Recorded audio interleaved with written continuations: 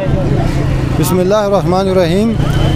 یہ جو اشرفیہ کی مراحت ہیں یہ کم کی جائیں، چونکہ عوام کے ٹیکسز سے جو ان کے اوپر عوام کے اوپر جو ظلم کیا جا رہا ہے، اور آٹے کے اوپر جو سبسڈی ہے اس کو ختم کیا گیا ہے، وہ دوبارہ بحال کی جائے۔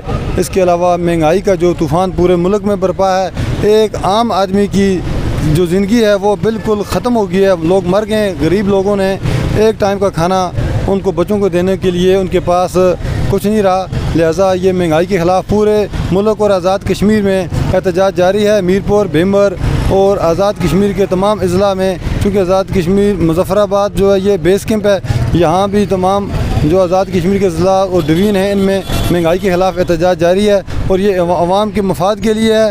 تو جب تک یہ لوگوں کے مطالبات منظور نہیں کیے جائیں گے اس وقت تک احتجاج ختم نہیں ہوگا۔